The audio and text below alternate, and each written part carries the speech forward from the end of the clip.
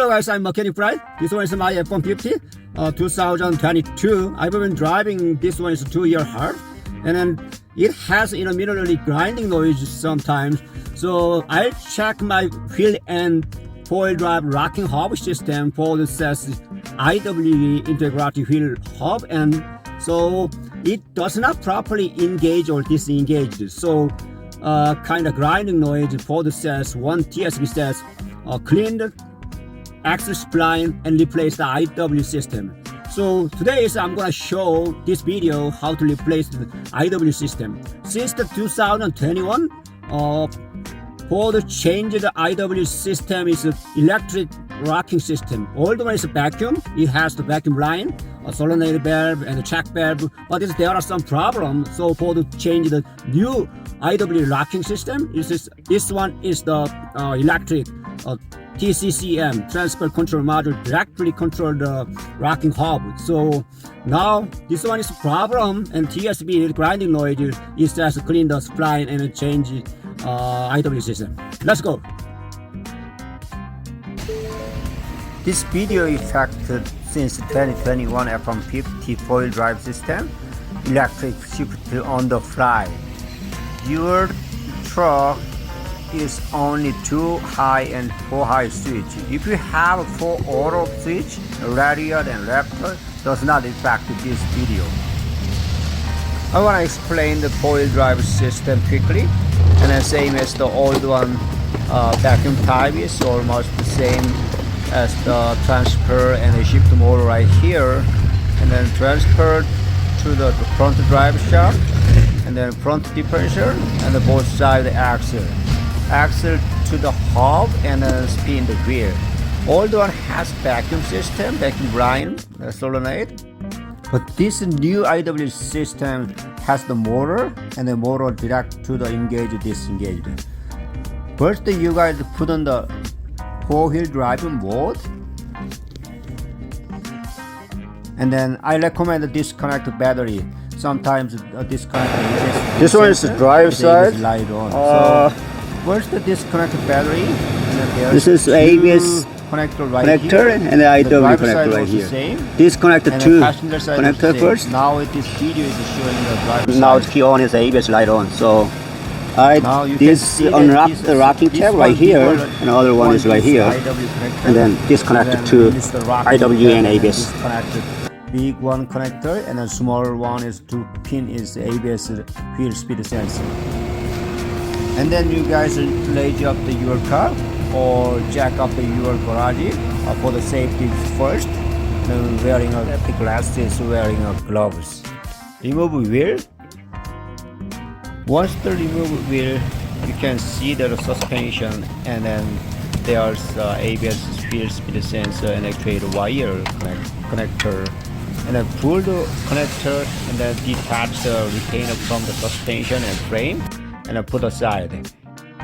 Clean the thread and spray silicone spray, much easier to get out of a nut. And then remove outer tighter nut, and then remove stabilizer link upper side nut. And then now take out brake hose bracket 10 millimeter, and then remove caliper anchor bolt 21 millimeter 2 bolts. Once take out caliper 2 bolt hanging on the caliper hole assembly, and then on the frame, and then remove front brake roller. It's so heavy, carefully working this. And then using the 18 millimeter socket and the U-joint, take out, loosen the upper control nut. Do not remove whole nut, just like this, and then tap in the knuckle top side. Not much strong, just a tap in, and then usually pops out from the knuckle and separate the upper arm and the knuckle. And then we needed to take out the cover, and need a flap screwdriver and a rounded a chisel.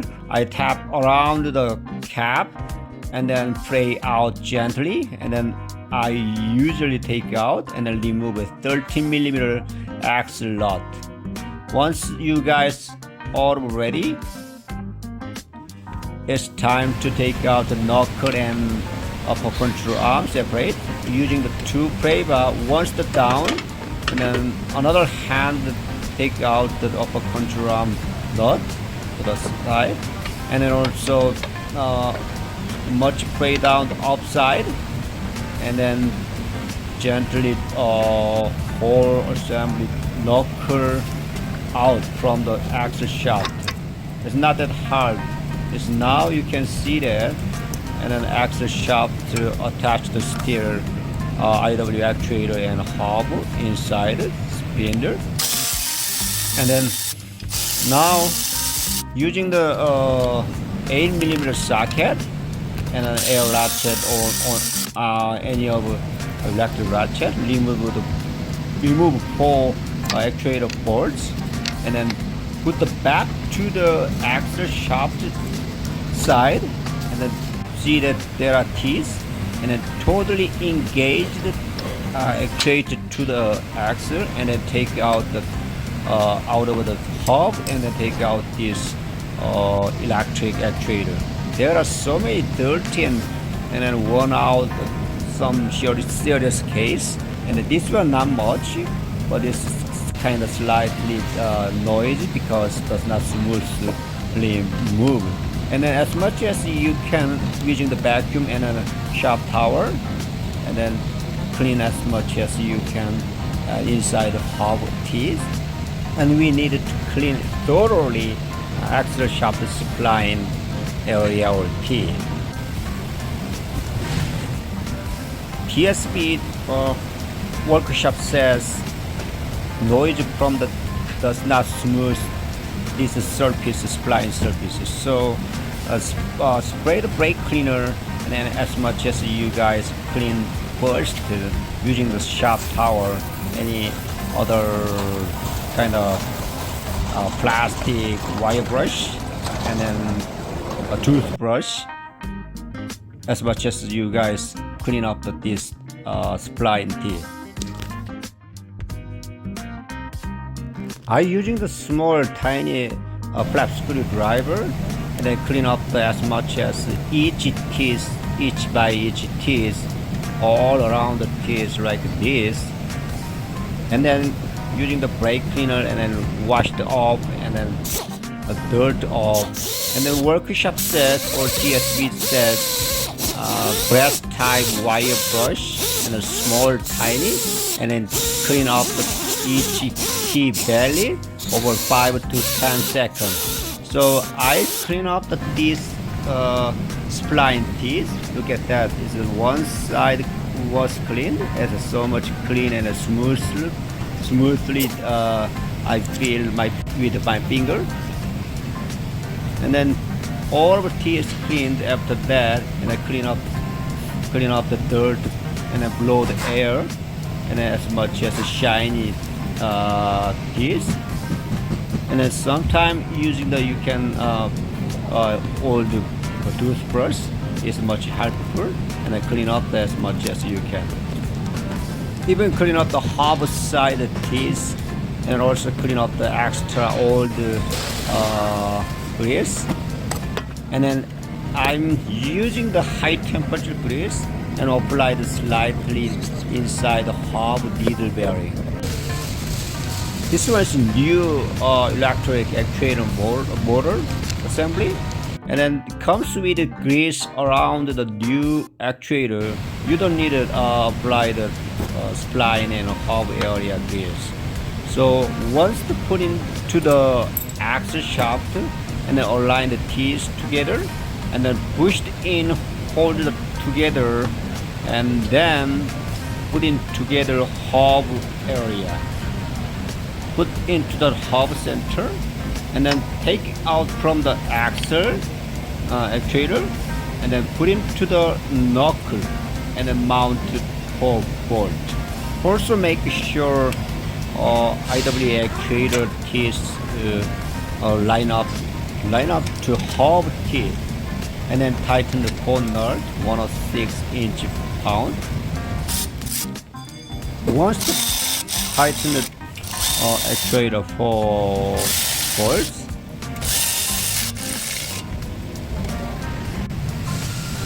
nice shiny hub spline and a new actuator.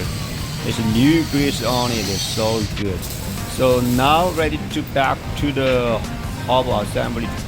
Put together the axle spline. Look at that. Make sure axle spline comes out to hub outer bound, and then just attach the upper control arm to the knuckle. Make sure this hub spline bolt comes out like this, and then put the back upper control arm, tighten the bolt 46 foot-pound, and then tighten the axle nut 30 foot-pound, and then put the back to the cap.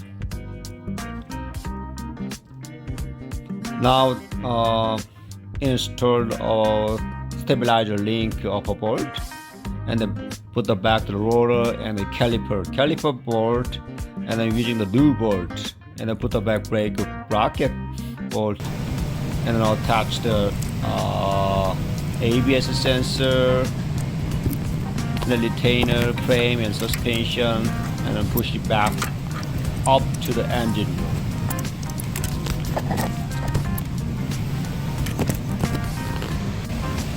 And then tighten the outer tie of the nut 6 foot-pound using the new nut.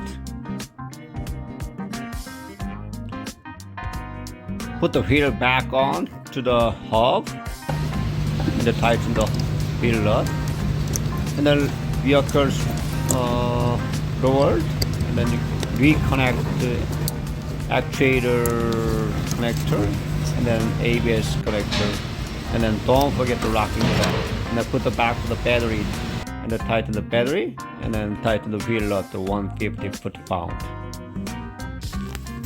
Once you guys put all together, and then you need to specific lubrication spline and hub tips. It's very important.